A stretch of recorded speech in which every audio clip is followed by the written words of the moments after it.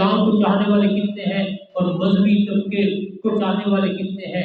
مذہب کے پابندار، مذہب کے محبین اور مذہب کو چاہنے والے کتنے ہیں، تو اس وقت پتہ چل جائے گا کہ ہم سرمایہ داروں کو ووٹ دیتے ہیں، اپنا شمار، اپنا جو ہے شمار اور اپنا نام سرمایہ داروں کی لسٹ کے اندر لکھواتے ہیں، یا اپنے مذہب سے محبت کرتے ہیں، اپنے مذہب سے وفا کرتے ہوئے کسی مذہبی نمائندے کو آپ ووٹ دیں۔ آج پورے ملک پاکستان کے اندر کہ علماء کا یہ پہلا قدم ہے، الحمدللہ ہم علماء کو سلام پیش کرتے ہیں کہ ہر مذہبی طبقہ، چاہے دیوبندی ہے، چاہے بریلوی ہے، چاہے اہل حدیث ہے، جو بھی ہے،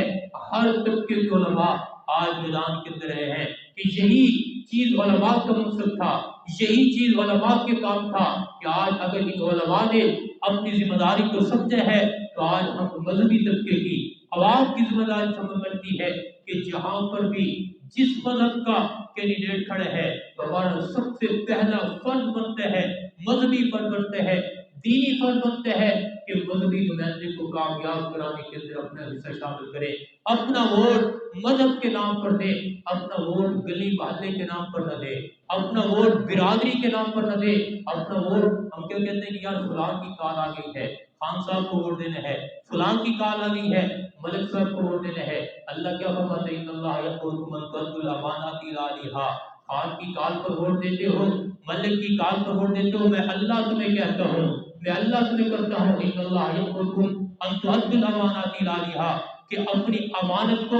اہل کے سپرد کرنا، نہ اہل کے سپرد نہ کرنا، اگر نہ اہل کے سپرد امانت کو کر دیا، وَإِذَا حَكَمْتُمْ بَيْنَ النَّاسِ أَن تَحْكُمُوا بِالْعَدْلِ، کہ جب تمہیں منصف بنایا جائے، جج بنایا جائے، تو بَيْنَ النَّاسِ أَن تَحْكُمُوا بِالْعَدْلِ، تو پھر فیصلہ انصاف کو کرنا ہے، پھر فیصلہ انصاف کا کرنا ہے۔ آج جتنی بھی یہ عوام ہے، آج جتنے بھی لوگ ہیں، ان سب کی نسبت، ان سب کی حیثیت منصف کی ہے، جج کی ہے۔ فرمایا کہ اللہ دوسری جگہ پر فرماتا ہے وَلَا تَكْتُمُوا الشَّهَادَةَ وَمَن يَكْتُمْهَا فَإِنَّهُ آثِمٌ قَلْبُهُ، حق اور سچ کی گواہی کو نہ چھپاؤ، حق اور سچ کی گواہی کو چھپانے والا ایسا ہے جیسے جھوٹی گواہی دینے والا ہے، جس طرح جھوٹی گواہی دینا گناہ ہے، اسی طرح حق اور سچ کی گواہی کو چھپانا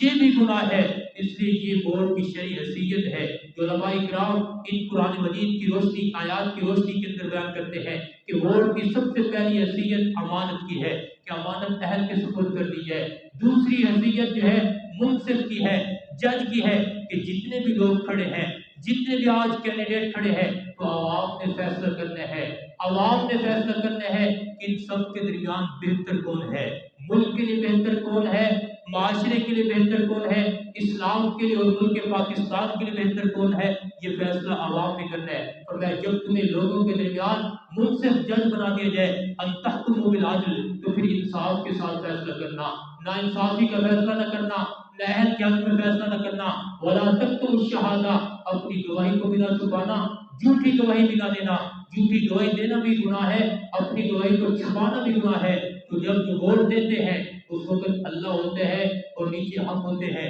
کوئی دیکھنے والا نہیں ہوتا۔ تو قرآن مجید کی آیات مبارکہ کی روشنی کے اندر دیکھ لینا، اپنے ضمیر سے اس وقت ذرا تصور کی دنیا کے اندر چلے جانا کہ میں نے قبر کے اندر بھی جانا ہے، میں نے اللہ رب العزت کے سامنے اس سوال کا جواب بھی دینا ہے کہ میری محبت جگیرداروں کے ساتھ تھی، میری مذہب، میری محبت سرمایہ داروں کے ساتھ تھی، یا میری مذہب، میری محبت جو ہے مذہبی لوگوں کے ساتھ تھی۔ آج دوسرا سوال جو سب سے زیادہ اٹھایا جاتا ہے کہ مولوی یہ کریں گے کیا، مولوی پہلے کیا کرتے ہیں، تو مولویوں کی تعداد اسمبلی کے اندر دیکھ لیں، اور جو ہے سرمایہ داروں کی، جگیرداروں کی، سیکولر نظام والوں کی تعداد اسمبلی کے اندر دیکھ لیں تو 350 کے بالغ پر جو ہے یہاں پر لوگ ہوتے ہیں، ان کے مقابلے میں مولوی 5-6 ہوتے ہیں، تو 350 کے مقابلے میں آپ مقابلہ کر کے دیکھ لیں۔ تو یہ سب سے پہلا سوال۔ دوسرا سوال یہ ہے کہ یہ مولوی جیتے گے تو نہیں، ان کو ووٹ دینے کی کیا ضرورت ہے۔ حضرت ابراہیم علیہ السلام کو جب آگ کے اندر ڈالا گیا اس وقت 2 پرندے تھے،